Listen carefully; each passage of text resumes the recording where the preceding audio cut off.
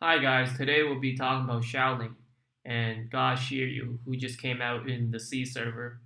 Unfortunately, I don't have enough time to do an in-depth analysis for Shiryu, so this video will just be a fun video showcasing Xiaoling in PvP. Um, so with the release of God Shiryu, uh, a lot of characters and a lot of teams now require a lot of energy up front in the first two turns of the game. So Kanon comps, Shiryu comps, Pope comps, etc., etc. And Shaolin can really be potent against those kind of teams because she can uh, take away up to two energy from your opponent, and that could really delay the game and completely mess up their combo for a turn or two, which is ample time for you to set up something yourself. She's also good against some quick one energy users, for example, June or Luna. Not so much Nero Priest because Nero Priest's base speed is much higher than hers, but if you get Shaolin speed high enough, you could deny Luna from doubling somebody the first turn. You could deny June from um, doing her rope thing, and then we'll show some of these games later on, and then you'll see exactly what I'm talking about. So let's go into my recommended build for Shaoling. Right now, I'm using P-Stone, Fire Drop, sorry, New Moon, Rock, and Seiya. So for the red, you want to do as much speed as you can. So probably Flower Wing is better, but I don't really have that many spare Flower Wings with speed, so I just went with Fire Drop. And Fire Drop kind of pairs up nicely with her skills because she has a really high base crit level. And then Seiya for the status hit because she needs status hit to land her energy denial. Rock to just make her one energy attack free sometimes, and also later on in the game is just to get you an extra energy. And then New Moon because you want her to be as fast as possible. But if you have really good cosmos, you could probably get away with, um, you know, fire drop. Sorry, not fire drop. Fire crystal. Uh, crystal fire to get her damage a bit higher. All right, let's check out her skills a bit, so we actually have a good understanding of what she does. So her first skill is just a single target damage, nothing great. Second skill, she does a bit more damage than her basic skill. It only costs one energy and a single target, but it increases her crit level by 500 before she attacks, and guaranteed to make the enemy lose one energy if the attack is a crit.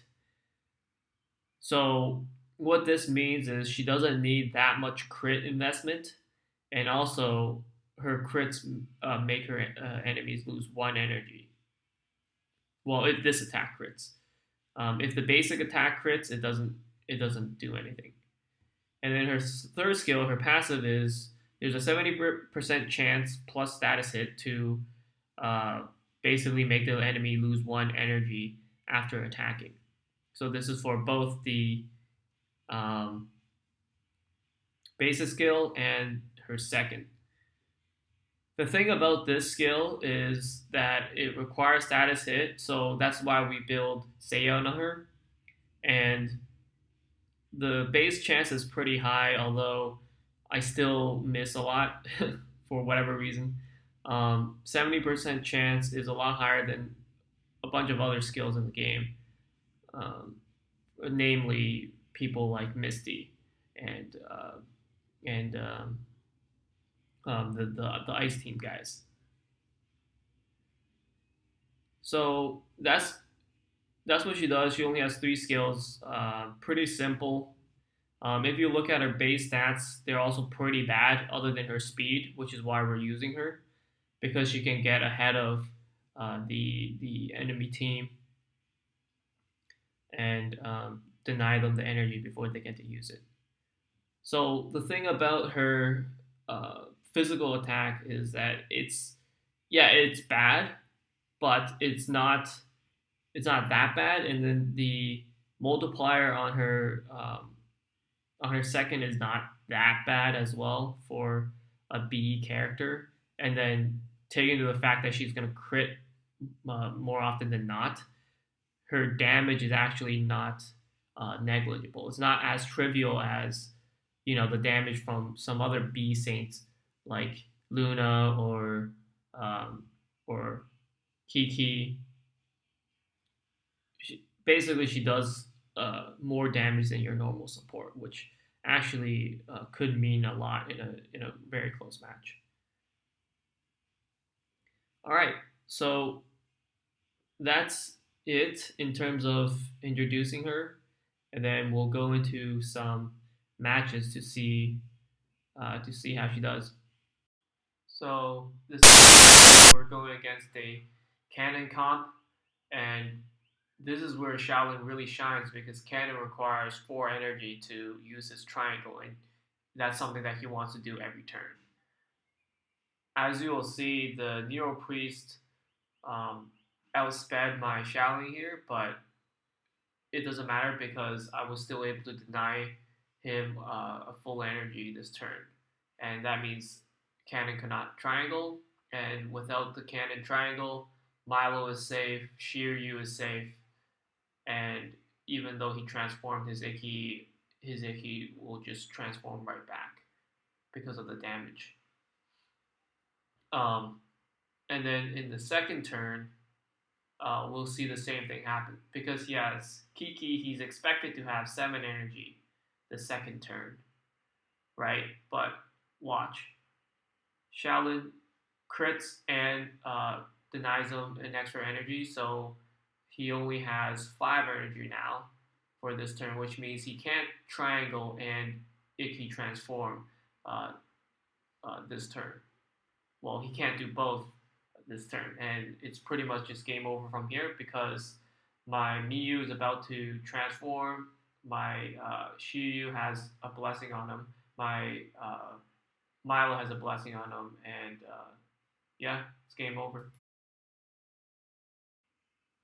All right, so for this next game, we're against the Ice Boys comp, but with Raimi and Gold Hyoga, which is a pretty interesting comp. And with Sari increasing everyone's status resist, that means our Shaoling's energy denial will be less consistent. So as you can see there, only one of the energy denials hit, but that's enough for Hyoga to get delayed by 1 turn.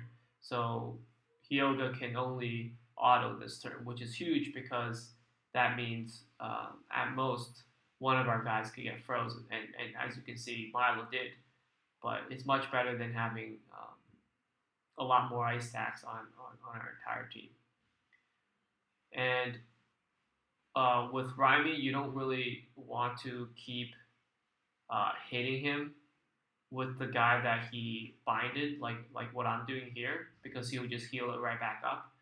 It's much better to hit him with uh, people that's not binded by him.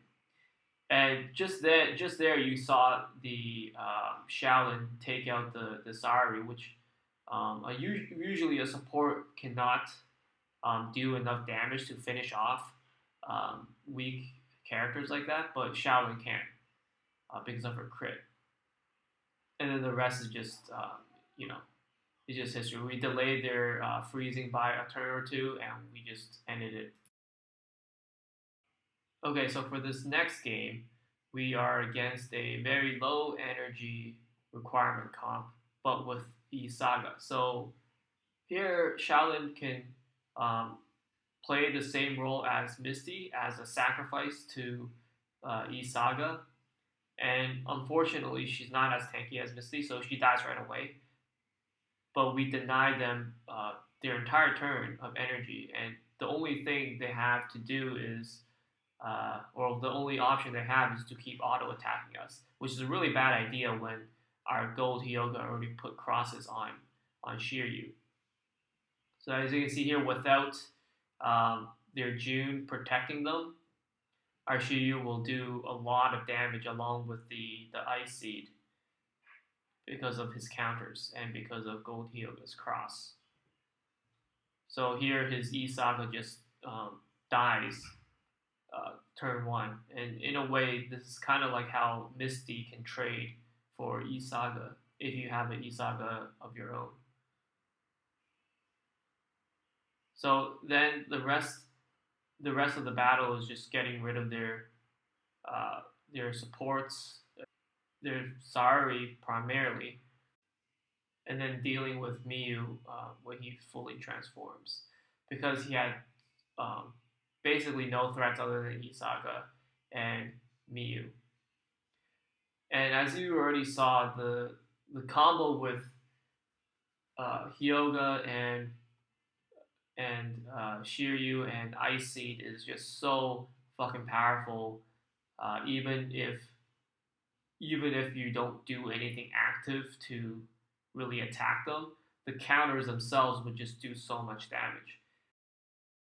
And again, Xiaoling really paved the way for us this game with turn one by getting a bunch of free Shiryu counters in and getting their E-Saga killed.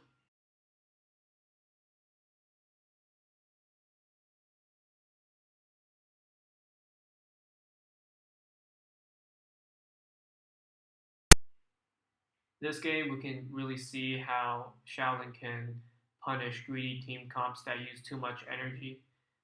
We're against Death Mask, Nebula Shun, the new Shiryu, and Arashaka.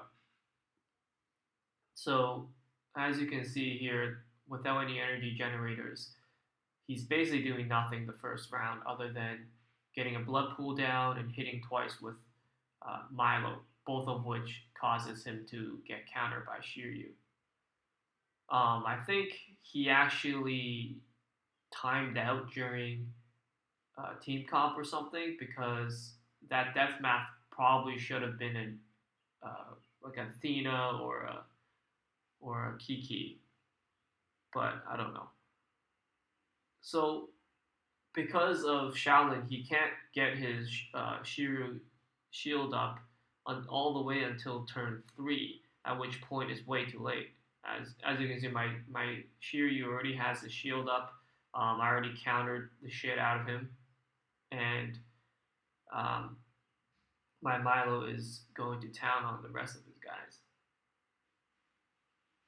And he does a few questionable things here. As you'll see in a moment, with his Nebula Shun, he decides to go for Miyu in cocoon form instead of Shiryu for some reason. I think he either misclicked or he just doesn't know that the cocoon form gives a lot of damage reduction, as well as Shiryu protecting the two units adjacent to him, giving him a lot of damage reduction. And here we see another interesting interaction with Shiryu is that if Death Math's ghosts actually hit him or hit anyone that he marked, he will counter and kill the ghost, which makes Death Math's ability a lot weaker if he has no ghost to explode with. Okay, so this is the last game that we're going to showcase, and we're against a comp that we saw a lot more commonly a few weeks ago or about a month ago, where it's using Athena and then the two best threats at the time, which were Milo and Ikki. And even though this is a very low energy use comp, Shaolin still bought us an entire turn by denying denying the Ikki from transforming turn 1, which is a huge threat that we might not be able to overcome. Because a lot of Ikki's power comes from the fact that he just does so much raw damage that if you get him online early enough and you take out some key units before the enemy can really get going, um, you really destroy their entire strategy before they can even execute. However, Xiaoling saved us from that. And then the rest of the match, he couldn't really find an opportune moment to transform his Ikki again, and he's kind of just sitting there, not really doing much. And as you can see, my side of the field, my Miyu's already transformed. My Shiryu has his shield up, and my Athena is getting her energy reduction going as well. So here he takes out my Underworld Shun, but I think it's a bit too late. There's already a lot of Milo stacks on some of his key units, and the rest of my team is pretty healthy with the exception of Xiaoling, which already did her job. Yeah, and as you can see, the Ikki transforming here. This is like turn 4 or turn 5 is not a huge threat anymore. He just dies right away, or sorry, transforms back to human right away, and the rest of the match is just cleaned up by Shiryu, Miyu, and Milo.